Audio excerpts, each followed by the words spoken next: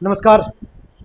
AC गुरु के YouTube channel में आज एक बार फिर एक बेहतरीन सी फ्रिज की वायरिंग लेकर आया हूं और आज की वायरिंग बहुत ही इंपॉर्टेंट होने वाली है क्योंकि मार्केट में अगर 100 फ्रिजें मिलेंगी तो मेरा दावा है कि 95% यही वायरिंग आपको मिलेगी। तो आइए इस बेहतरीन सी वायरिंग को आपको विस्तार पूर्वक उनके कार्यों की प्रणाली को समझाते हुए एक एक तार को आपको विस्तार पूर्वक समझाते हैं। तो आशा करता हूं कि मेरी वीडियो पे आप अंत तक बने रहकर जो मार्केट में सबसे अधिक छाने वाली वायरिंग है उस वायरिंग को आप अच्छे से समझेंगे। तो आइए वायरिंग को फटाफट स्टार्ट करते हैं। तो सबसे पहले हम आपको थर्मोस्टेट के बारे में बताते हैं, क्योंकि आपको पता है कि थर्मोस्टेट हर फ्रिजों में लगेगा, क्योंकि कूलिंग कंट्रोल करने का कार्य ये थर्मोस्टेट ही करता है। टीएस जिसका नाम होता है थर्मोस्टेट, ये करता क्या है, जब हमारी फ्रिज कार्य करते करते मतलब ठंडा करते करते आवश्यकता से ज्यादा ठंडा करती है तो ये थर्मोस्टेट हमारे कंप्रेसर मोटर को बंद कर देता है और जैसे ही कूलिंग नॉर्मल होती है फिर ऑटोमेटिक हमारे कंप्रेसर मोटर को चालू करती है। मतलब साफ साफ शब्दों में कहा जाए कि थर्मोस्टेट कूलिंग को कंट्रोल करने का कार्य करता है। अगले पार्ट की तरफ बढ़ते हैं।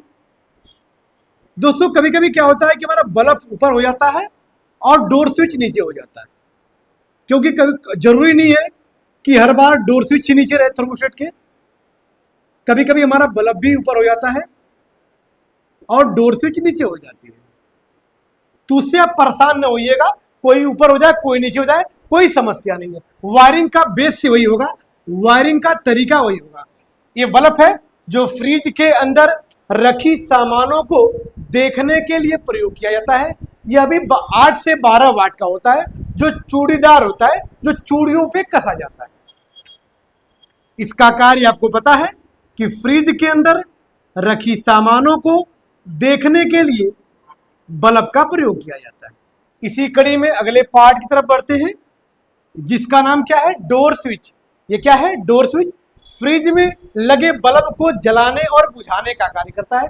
कौन, डोर स्विच। मतलब फ्रिज का दरवाजा जैसे ही हम खोलते हैं ऑटोमेटिक उसके अंदर का बल्ब जल जाता है और दरवाजे को जैसे ही बंद करते हैं ऑटोमेटिक हमारा बल्ब बुझ जाता है। तो ये जलाने को और बुझाने का कार्य कौन करता है, तो ये डोर स्विच करता है। तो ये हमारा डोर स्विच है। अब बढ़ते हैं अगले पार्ट की तरफ। दोस्तों ये हमारा फ्रिज का कंप्रेसर है, जिसे रेसिप्रोकेटिंग कंप्रेसर के नाम से जानते हैं। दोस्तों जो इसमें ओएलपी लगती है, ये नई वाली ओएलपी, चूंकि जो पुरानी ओएलपी थी वो गोल थी और न्यू ओएलपी चपटी होती है, तो इसका नाम क्या है, न्यू ओएलपी। क्योंकि मार्केट में सबसे अधिक यही वायरिंग मिलेगी, जिसके बारे में जानना आपके लिए बहुत ही जरूरी था। और ये भी ओएलपी कार्य वही करती है कि मोटर के कार्य करते करते आवश्यकता से अधिक गर्म हो जाने पर बंद कर देगी और कंप्रेसर मोटर के ठंडा होने पर चालू कर देती है, जिससे हमारा मोटर जलने से क्या होता है, सुरक्षित बच जाता है। और इसके ठीक नीचे ये नया वाला रिले लगा होगा दोस्तों, ये रिले की पत्ती है। इस रिले का नाम क्या होता है, पीटीसी रिले। क्या नाम होता है, पीटीसी रिले नाम होता है इसका। दोस्तों पीटीसी का फुल फॉर्म होता है पॉजिटिव टेम्परेचर कोफिशिएंट। एक बार फिर से मैं इसे रिपीट करना चाहूंगा। पीटीसी का full form positive temperature coefficient होता है और ये पीटीसी रिले भी हमारे कंप्रेसर को शार्ट मार के स्टार्ट करता है। और ये हमारा कंप्रेसर है जिससे आप वाकिफ हैं। कंप्रेसर क्या करता है, हमारी गैसों को एक स्थान से दूसरे स्थान तक पहुंचाने का कार्य करता है। और कंप्रेसर फ्रिज का सबसे महत्वपूर्ण, सबसे इंपॉर्टेंट भाग होता है और सबसे महंगा भी होता है। ये क्या है, कंप्रेसर। इसका नाम क्या होता है, रेसिप्रोकेटिंग कंप्रेसर, जो 1/6 एचपी का, 1/8 एचपी का, 1/10 एचपी का होता है। तो ये रहा हमारा फ्रिज के, नए वाले फ्रिज का इलेक्ट्रिक पार्ट।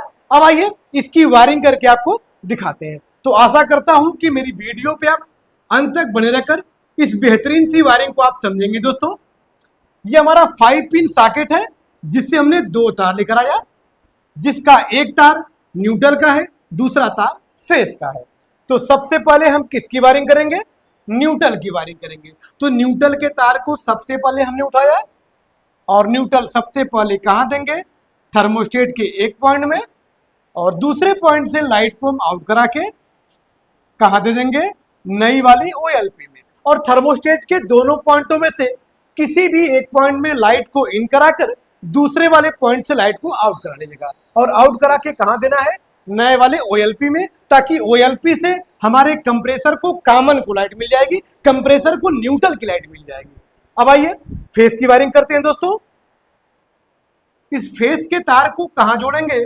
सबसे पहले तो हम लाके रिले में जोड़ेंगे, क्योंकि हमारे कंप्रेसर को इस थर्मोस्टेट के माध्यम से OLP से होते हुए कंप्रेसर को न्यूट्रल मिल जाएगा, और यहां से सीधे क्या मिल जाएगा? फेस मिल जाएगा, जिससे हमारा कंप्रेसर कार्य करना शुरू कर देगा। अब बच गया हमारा डोर स्विच और बल्ब। ये कैसे कार्य करेगा, इसकी वायरिंग कैसे करेंगे, आइए इसको बताते हैं। तो जैसा कि आप देख पा रहे होंगे, हमने थर्मोस्टेट के एक पॉइंट पे क्या दिया था? न्यूट्रल दिया था। तो जिस पॉइंट पे न्यूट्रल जाएगा उसी पॉइंट से न्यूट्रल कहां चला जाएगा? हमारे बल्ब को चला जाएगा। मतलब यहीं से न्यूट्रल देंगे, यहां से नहीं देंगे। अगर यहां से देंगे तो समस्या क्या होगी कि जब हमारा थर्मोस्टेट अधिक कूलिंग होने के बाद जब कट करता है तो यहाँ लाइट नहीं देता है, और जब यहाँ लाइट नहीं देगा तो उस अवस्था में हमारा बल्ब कार्य नहीं करेगा। लेकिन अगर यहां से देंगे तो थर्मोस्टेट कट करे या न करे, आपका बल्ब लगातार और हमेशा कार्य करता रहेगा। इसलिए जहां पे लाइट दी जाती है उसी वाले पॉइंट से बल्ब को दिया जाता है। तो यहां से हमारे बल्ब को क्या मिल गया? न्यूट्रल मिल गया। अब हमारे बल्ब को क्या चाहिए? फेस की लाइट चाहिए। तो हमारा फेस कहां दिए हैं? रिले पे। चूंकि आप कहीं से भी काट के इस डोर स्विच को फेस दे सकते हैं, लेकिन कंपनी कहां से देती है? जहां पे रिले पे फेस दिया जाता है उसी पॉइंट से देता है। तो ये फेस कहां जाएगा? हमारे डोर स्विच के दोनों पॉइंटों में से किसी एक पॉइंट पे जाएगा, और डोर स्विच एक पॉइंट से फेस को लेकर दूसरे पॉइंट से फेस को आउट करेगा।